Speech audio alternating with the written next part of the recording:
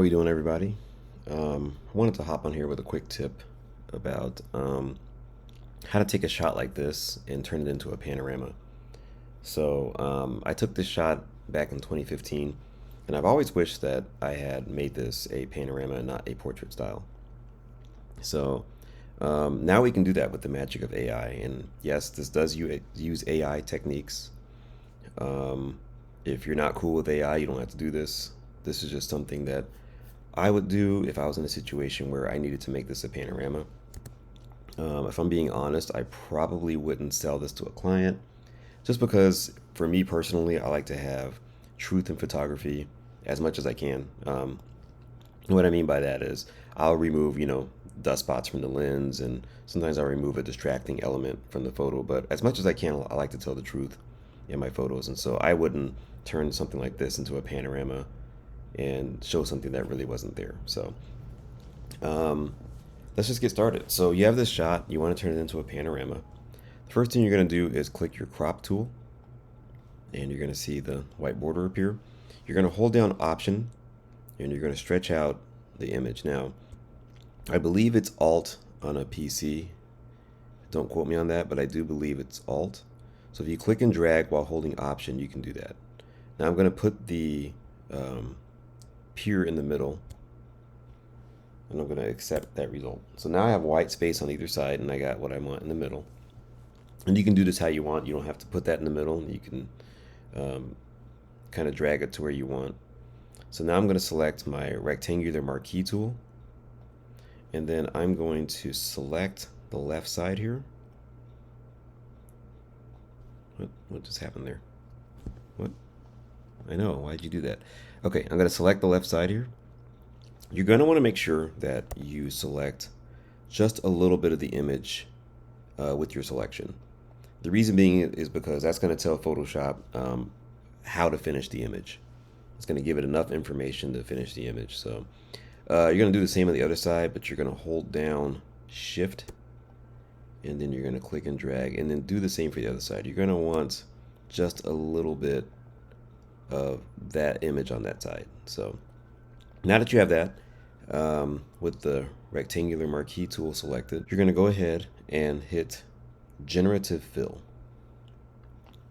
Leave this prompt blank because that's going to tell Photoshop that you want to finish the image and you don't want to have some craziness there. If you put something like dragons or fairy tales, it's going to give you some weird results. So just leave that blank and click on Generate.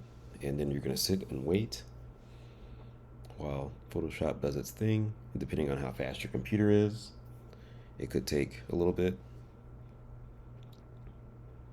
And voila. That right there did a pretty good job filling that in. And this is something that I will probably print and hang on my wall, just because, it's pretty cool. It looks pretty cool.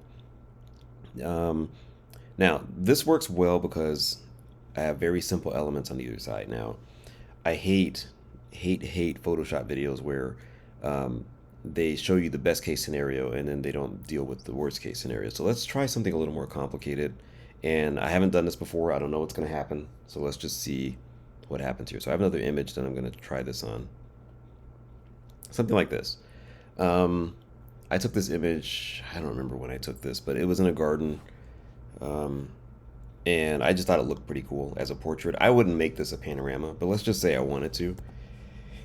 So let's go ahead and do our same technique here. Let's just see what happens.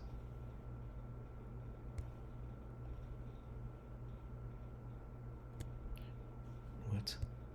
I don't know what's wrong with my Photoshop today, guys. It's being weird. What? Oh, because I'm not hitting the right button. Don't be like me, guys.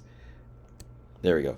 Okay, so let's do the generative fill and let's see what happens. Hopefully it gives us something pretty good and not some horrible nightmare fuel. I don't even know what it can generate on that side either.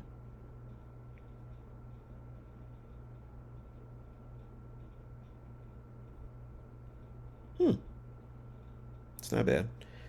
This is weird over here. I don't know what's going on over here, but that's some weirdness. Looks like a open rock or something. But as far as like finishing it, had it not done this weirdness, it's not too bad. And it did kind of copy over here, so that's pretty good. It's not too bad. The tree is a little weird here. You can see it's like a little bulge, so it didn't quite do what it's supposed to do, but it's not too bad. Um, I wouldn't use this either.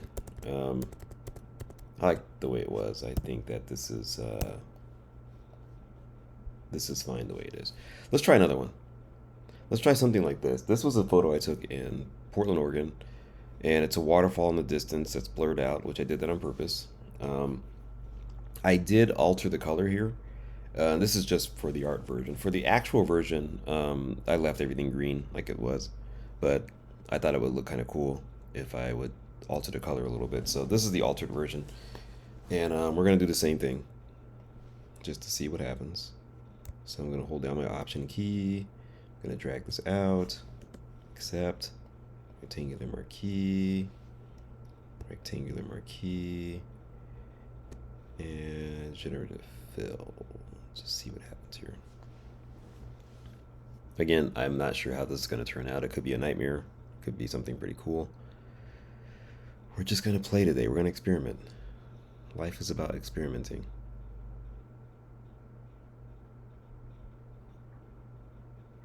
You know, honestly, that's not as bad as I was thinking. I thought it would be way worse than that. Let's just see what it did here. There's some weirdness going on over here with some vines. I don't know what that's all about, but that's not too bad. Um, that looks decent. It's a little blurred though, but you know what? As far as like just making an art piece, that's not too bad. So that's pretty good. Did a pretty good job. Let's do one more. Let's do one more. This is also taken in Portland, Oregon. This is about as complicated as you can get. You got some rocks here. You got some moss growing on it. I did alter this color as well because I do have the original green. But let's just try it and see what happens. And this will be the last one I do. I'm not trying to beat a dead horse here. And let's do this. And let's do this. Okay, and generative fill. Generate.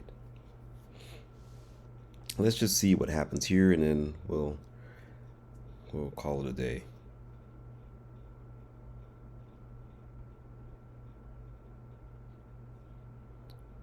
And with the magic of Photoshop, it has finished the image. That doesn't look too bad, guys.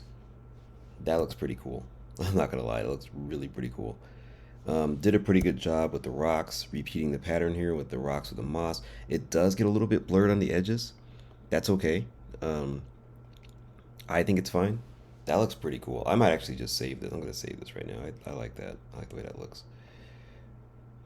I might be able to use that for something. I don't know, like a bathroom panorama or something. I don't know. And I'm gonna save and sure, why not? Okay. So anyway, that's how you extend an image using Photoshop. Again, it is an AI generative fill kind of thing, but I think it's a handy tool to use if you need to make a panorama out of a portrait style shot. So hope you enjoyed this one. If you found this useful, please like and subscribe, and I'll see you guys in the next one. Take care.